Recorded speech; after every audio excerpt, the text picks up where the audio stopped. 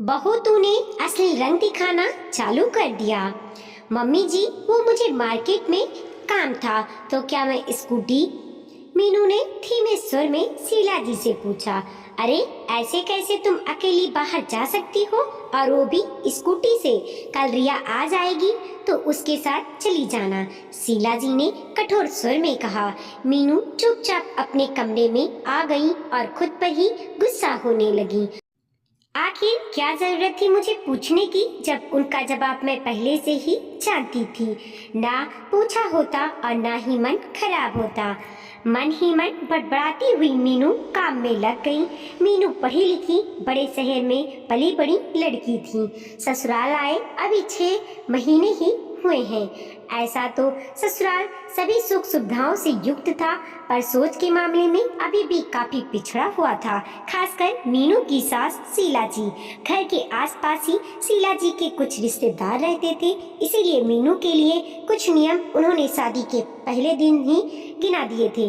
घर के बाहर कभी अकेले नहीं जाओगी, सभी रिश्तेदारों से घूंघट करना होगा, बाहर हमेशा साड़ी में ही जाना होगा, वगैरह वगैरह। मीनू मन से तो खुश ना थी, पर सभी के प्यार और अपनेपन के चलते वह इन सब का कभी विरोध ना करती। पर कभी न कभी मायके की आज़ादी याद आ जाती, क्योंकि मायके में तो उसे किसी पर निर्भर नहीं रहना पड़ता था। खुद के हर काम स्वयं ही करती थी। मायके में घर की बड़ी बेटी होने के चलते घर और बाहर दोनों की ही जिम्मेदारी मीनू ही देखती थी। पर ससुराल में अपना हर काम दूसरों के हिसाब से करना पड़ता। घर का काम तो वह शीला जी से पूछ पूछ कर भी लेती, पर बाहर के काम के लिए उसे कई बार सोचना पड़ता, क्योंकि बाहर जाने के लिए उसे हमेशा रिया या राजीव के हिसाब से चलना पड़ता। वो कब फ्री है, कब उनका मूड है, हर छोटे छोटे काम के लिए भी उन्हीं से कहना पड़ता। वैसे तो घर के सभी लोगों का स्वभाव बहुत अच्छा था। शीला जी भी मीनू को रिया की तरह ही लाड करती थी, पर जब कभी भी रिया मीनू के लिए सूट और स्कूटी चलाने की बात करती तो वह गर्म हो जाती।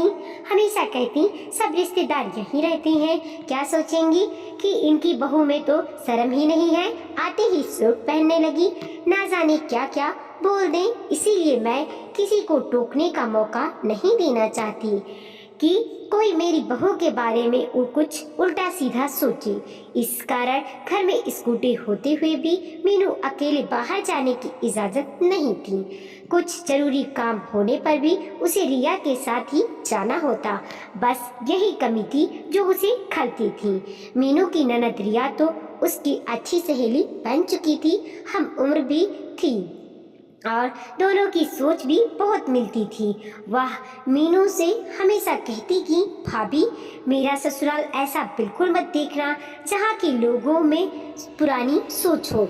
नए घर और नए परिवार को समझने में मीनू की सबसे ज़्यादा मदद रिया ने ही की थी।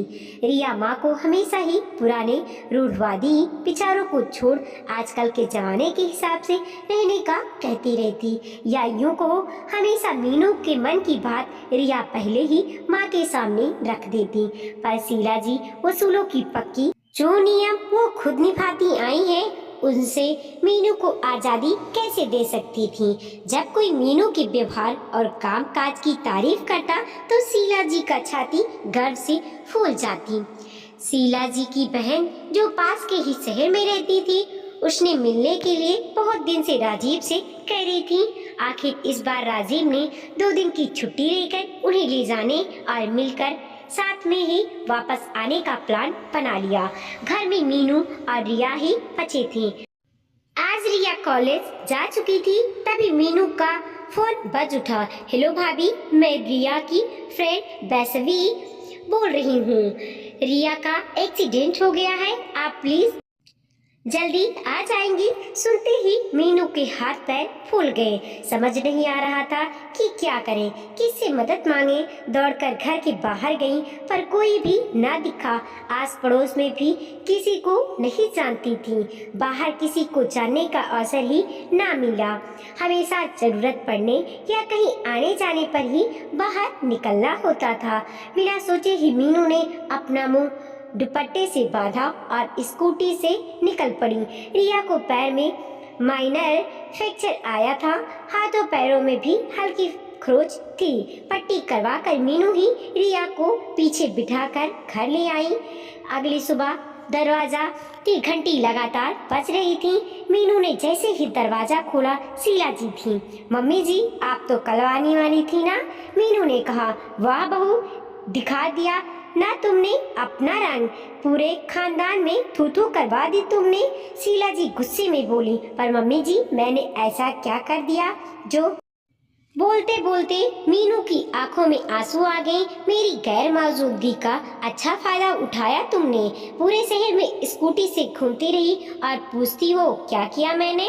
वो तो मेरी देवरानी जो इसी सोसाइटी में रहती है, उनका फोन आ गया, वरना मुझे तो कुछ पता ही ना चलता कि मेरे पीठ पीछे क्या क्या होता रहा। शीला जी की आवाज सुन रिया भी बाहर आ गई। बस कीजिए माँ, आप तो चाची जी का स्वभाव जानती है ना। फिर भी आप उनकी बातों में आ गई। जिनकी बहू एक ही शहर में होने के बाद भी उनके साथ नहीं रहती, ना ही उनकी बहू परिवार में किसी का मान सम्मान करती है, फिर भी वो हमेशा अपनी बहू का गुणगान करती रहती हैं। जबकि आपकी बहू तो हमेशा आपके मन मुताबिक ही रहती है, आपका इतना मान करती है।